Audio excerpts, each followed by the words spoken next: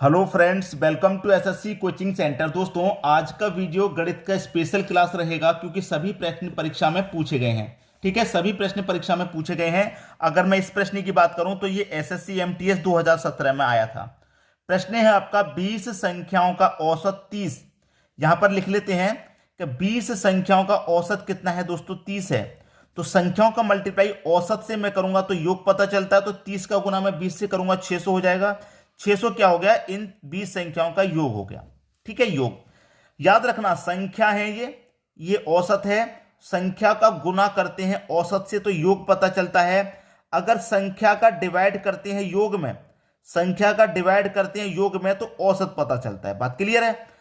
तो 20 संख्याओं का औसत 30 है तो योग 600 हो गया। अन्य 30 संख्याओं का औसत 50 है। अन्य कोई 30 संख्या है उनका औसत 50 है तो योग कितना हो जाएगा, 5 त्रिका 15, मतलब 1500 इनका योग हो जाएगा। ठीक है, अब आपसे कह रहा है कि सभी संख्याओं का औसत क्या होगा। सभी संख्याओं का, सभी संख्या कितनी हो गई, 20 संख्या पहले की थी, अन्य संख्या 30, सभी संख्या मिलाकर के कितनी होगी भाई, 50 हो गई। और सभी संख्याओं का योग कितना हो जाएगा, इन 50 संख्याओं का योग 20 का इतना था, 30 का इतना था, सभी का मिला के 2100 योग हो जाएगा। मतलब 50 संख्याओं का योग 2100 हो गया। अब औसत बताना है ना, औसत। तो औसत के लिए मैंने क्या बताया, संख्याओं से डिवाइड कर दीजिए, योग में औसत पता चलता है। तो 50 से आप डिवाइड कर दो, इसमें 0 से तो 0 गया, 5 से कटाऊंगा 210 को, तो 5 से कटेगा 5 चौके 20, एक बचेगा 10, 5 दूने का 10, 42 बार में गया। तो 42 आपका आंसर आ गया। बात क्लियर हुई। 42 क्या आ गया आपका आंसर, पहला ऑप्शन बिल्कुल सही। इस प्रश्न का आंसर 42 है। औसत कितना है, 42 है। तो आसानी से कर पाएंगे इन प्रश्नों को। अब देखेंगे दोस्तों हम अगला प्रश्न।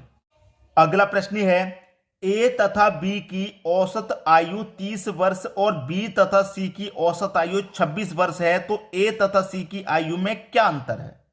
देखिए, A B, A plus B, इनकी औसत आयु कितनी है भाई, 30 वर्ष। अब देखिए, ए और बी कितनी संख्या है, दो संख्या है ना, तो 2 का गुना मैं औसत से करूंगा, योग पता चलेगा, 2 का गुना 30 से कर दूंगा, मतलब 60 इनका योग हो गया। फिर कह रहा है बी और सी की औसत आयु 26 वर्ष है। बी और सी की औसत आयु कितनी है भाई, 26 वर्ष। अब बी और सी भी दो संख्या है, 26 का इनका औसत है, तो दो संख्याओं को गुना 6 से करूंगा, 26 से करूंगा तो ये 52 इनका योग हो जाएगा। क्लियर। बाद में कह रहा है ए तथा सी की आयु में क्या अंतर है। ए और सी की आयु का अंतर पूछ रहा है। बहुत अच्छा प्रश्न है। ठीक है, सबसे पहले मैं क्या करूं कि मेरे पास ए और बी है और बी और सी है। ठीक है, पहले इनका अंतर मैं कर लेता हूं। ए और बी में से, ए प्लस बी में से मैं क्या करूंगा, घटा दूंगा बी प्लस सी को, इनको घटा दूंगा। तो ए बी कितना है दोस्तों, ए बी का योग मेरा 60 है, बी सी का कितना 52 है, तो घटा दूंगा मैं इसके योग में से इसको घटा दूंगा। ए बी का मेरे पास 60 है, माइनस कर दूंगा बी सी का मेरे पास 52 है, तो 60 में से 52 को घटा दूंगा, मेरे पास क्या बचेगा, 8 बचेगा। ठीक है, मेरे पास क्या बचेगा दोस्तों, 8 बचेगा। ये किस किस का है भाई, मेरे पास 8 इन दोनों का है। अब क्या बचेगा, प्रश्न में कुछ नहीं है, मेरे पास क्या है, ए प्लस बी माइनस का बी, माइनस का गुणा अंदर भी होगा तो ये भी माइनस का हो जाएगा सी। ठीक है, बराबर कितने के हो गया, 8 के हो गया। अब देखिए, प्लस का बी माइनस का बी कटेगा, बचा क्या, ए माइनस सी, ए माइनस सी बराबर कितना हो गया, 8 हो गया। तो आपसे क्या पूछ रहा था, अंतर ही तो पूछ रहा था, अंतर आपका 8 हो गया। डी ऑप्शन बिल्कुल सही हो गया प्रश्न। ठीक है, सभी की समझ में बात आ गई। अब देखेंगे हम अगला प्रश्न। अगला प्रश्न है, 60 विद्यार्थियों की एक कक्षा में प्राप्त अंकों का औसत 65 है। उनमें से आधे विद्यार्थियों को प्राप्त अंकों का औसत 85 है, तो शेष विद्यार्थियों द्वारा प्राप्त अंकों का औसत कितना है। यह भी 2016 में पूछा गया एसएससी में। ठीक है, 60 विद्यार्थियों का, 60 विद्यार्थियों का एक कक्षा में प्राप्त अंकों का औसत 65 है। औसत कितना भाई, 65।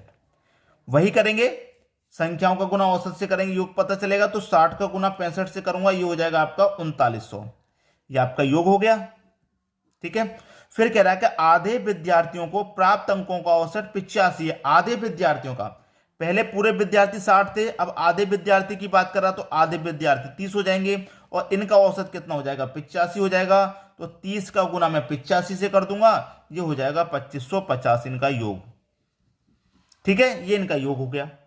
अब आपसे क्या पूछ रहा है बता दीजिए। आपसे पूछ रहा है कि 85 है, तो शेष विद्यार्थियों द्वारा प्राप्त अंकों का औसत कितना है? शेष विद्यार्थियों का, भाई शेष विद्यार्थियों का मतलब है कि टोटल विद्यार्थी 60 थे, 60 में से 30 का तो दे रखा है, बचे कितने दोस्तों? 30 बचे, तो 30 का पूछ रहा है, जो शेष बचा शेष का पूछ रहा है। इनका कितना है दोस्तों? यहां पर मैं 3900 में से, देखिए 60 विद्यार्थी हैं टोटल, 60 में से मैं 30 का घटा दूंगा तो शेष जो मेरे पास 30 है उन्हीं का बचेगा। तो मैं 3900 में से 2200 नहीं दोस्तों, 2550 है, गलती से 2200 लिख गया, 2550 को घटा दूंगा तो मेरे पास बचेगा कितना? 1350 बचेगा। ठीक है, 1350 बचेगा। अब 1350 बचा है कि कितनी संख्याओं का योग है? ये मेरे पास 30 संख्याओं का योग है। तो क्या करती हैं? औसत पता करना है तो संख्याओं से योग में डिवाइड करते हैं तो औसत पता चल जाता है। तो 0 से 0 गया, ये कटेगा 3 चौके 12, एक बचेगा 15, 3 पंजे 15, 45 बार में। ठीक है, 45 बार में गया तो 45 बी ऑप्शन में दे रखा है, मेरा बी ऑप्शन आपके प्रश्न का बिल्कुल सही आंसर हो जाएगा। उम्मीद करूंगा कि सभी को प्रश्न आसानी से समझ में आ गया होगा। अब देखेंगे हम अगला प्रश्न। अगला प्रश्न है, एक लड़के ने 1000 रुपए में 50 चॉकलेट खरीदी, यदि 30 चॉकलेट का औसत मूल्य 25 रुपए है तो शेष चॉकलेट का औसत मूल्य क्या है? ठीक है, एक लड़के ने 1000 रुपए में 50 चॉकलेट खरीदी। दोस्तों 50 चॉकलेट खरीदी हैं कितने रुपए में? 1000 रुपए में। ठीक है, 50 चॉकलेट खरीदी हैं 1000 रुपए में, यदि 30 चॉकलेट का औसत मूल्य 25 रुपया, 30 चॉकलेट का औसत मूल्य 25 है, औसत मूल्य है ये 25, योग नहीं है उनका। अब योग कैसे निकालेंगे? 30 चॉकलेट का 25 है औसत, तो 30 का मैं 25 में गुना कर दूंगा, ये 750 हो जाएगा। अब मतलब 30 चॉकलेट का जो रुपए का योग है वो 750 हो गया। टोटल चॉकलेट 50 थी, 50 में से 30 का हो गया 750, तो बची कितनी? 20 बची। अब 1000 में से 30 का 750 हो गया तो 20 का कितना बचा? 250 बचा ना 20 का। भाई 20 का योग कितना बचा? 20 चॉकलेट का 250 बचा। 20 का जब 250 है तो आपसे पूछ रहा है कि तो शेष चॉकलेट का औसत मूल्य क्या है? तो शेष तो 20 बची, जब 30 का दे रखा है, इनका औसत पूछ रहा है, तो संख्याओं से योग में गुना डिवाइड दे देंगे, बस पता चल जाएगा।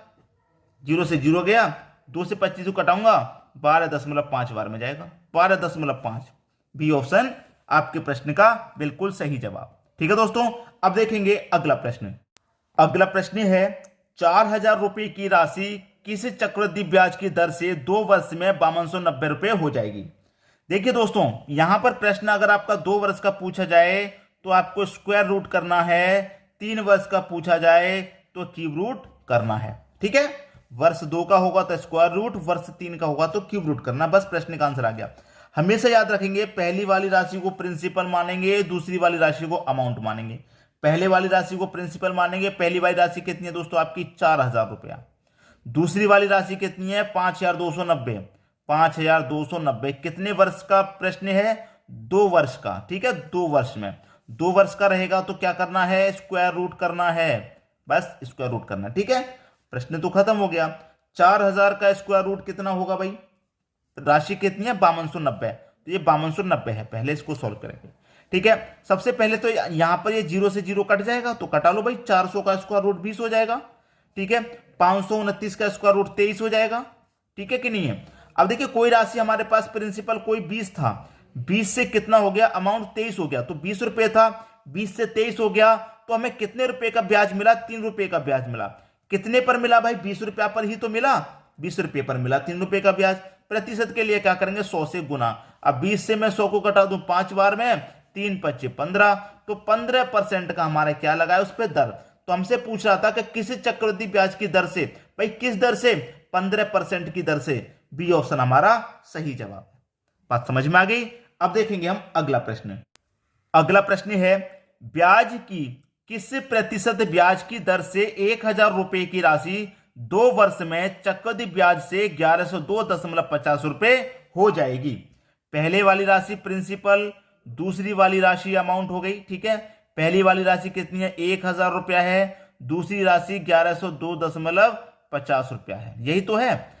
कितने वर्ष का प्रश्न है वो बाद में देखेंगे, इस दशमलव को पहले हटा लेते हैं। ठीक है, दशमलव को हटाऊंगा, दशमलव के स्थान पे 1 आ जाएगा, दशमलव के बाद 2 संख्या है तो 2 0 आ जाएंगे।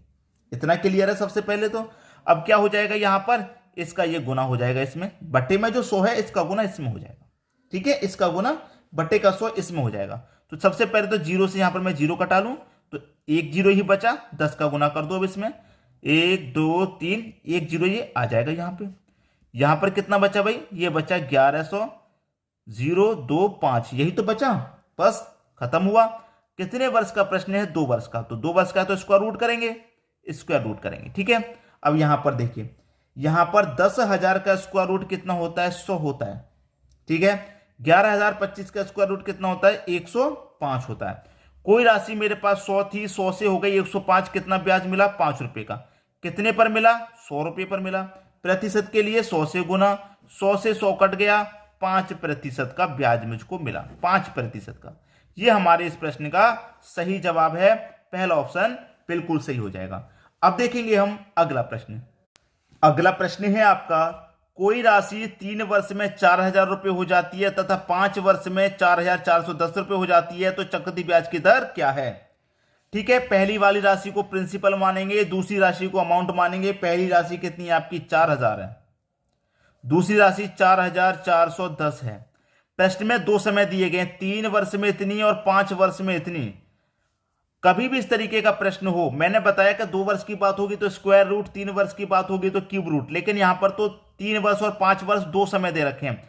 कभी भी ऐसा प्रश्न होगा तो उनका अंतर कर लीजिए, 3 और 5 का अंतर करेंगे तो 2 बचेगा। इसका मतलब ये प्रश्न आपका 2 वर्ष के लिए है, ये प्रश्न आपका 2 वर्ष के लिए है। और 2 वर्ष का मतलब क्या है, आप स्क्वायर रूट करेंगे तो 0 से तो 0 कट जाएगा, यहां पे स्क्वायर रूट करेंगे, कर लीजिए भाई।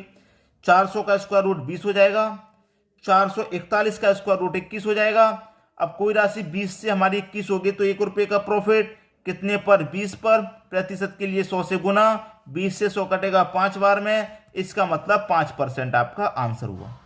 बस खत्म प्रश्न, 5% सी ऑप्शन में दे रखा है। अब देखेंगे हम अगला प्रश्न। अगला प्रश्न है, कोई धनराशि चक्रवृद्धि ब्याज की दर से 2 वर्ष में 1460 रुपया तथा 3 वर्ष में 1606 रुपये हो जाती है, तो ब्याज की दर क्या है। मैंने आपको बताया कि अगर 2 वर्ष की बात रहेगी तो स्क्वायर रूट करना है, और अगर 3 वर्ष की बात रहेगी तो क्यूब रूट करना है। अगर मैंने आपको ये नहीं बताया, अगर 1 वर्ष की बात रहेगी तो कुछ नहीं करना। अगर 1 वर्ष की बात है तो ना स्क्वायर रूट करना, ना क्यूब रूट करना, कुछ नहीं करना अगर 1 वर्ष की बात है तो, ठीक है। अब देखिए, पहले वाली राशि को प्रिंसिपल, दूसरी वाली राशि को अमाउंट मानेंगे। 1460 पहली राशि है, दूसरी राशि आपकी 1606 रुपया है, ठीक है। अब यहां पर देखिए 2 वर्ष हैं, पहले की तरह 2 वर्ष और 3 वर्ष में इतनी होगी, तो 3 और 2 का अंतर करेंगे, 1 वर्ष हो जाएगा। और 1 वर्ष की बात हो तो कुछ नहीं करना, यही तो मैंने बताया। तो कोई राशि हमारी 1460 से 1606 होगी, कुछ नहीं करना आप, ना स्क्वायर रूट ना क्यूब रूट, क्योंकि 1 वर्ष का अंतर है, ठीक है। तो डायरेक्ट कीजिए, कोई राशि हमारी 1460 से 1606 रुपया होगी, कितनी बढ़ रही है भाई, आप बोलेंगे 146 रुपये बढ़ रही है हमारी राशि, 146 बढ़ रही है, कितने पर, 1460 पर बढ़ रही है। और प्रतिशत के लिए क्या करेंगे, 100 से गुना, तो 1 जीरो से तो 1 जीरो ये कट जाएगा, 146 से 146 कट जाएगा, बचेगा कितना आपके पास, 10, तो 10% आपका आंसर हुआ, 10%, जो कि डी ऑप्शन में दिया गया है। उम्मीद करूंगा कि सभी प्रश्न आपको बहुत अच्छे से समझ में आ गए होंगे, किसी भी प्रश्न में आपको कोई समस्या नहीं होगी। ठीक है दोस्तों, वीडियो देखने के लिए आपका बहुत बहुत धन्यवाद।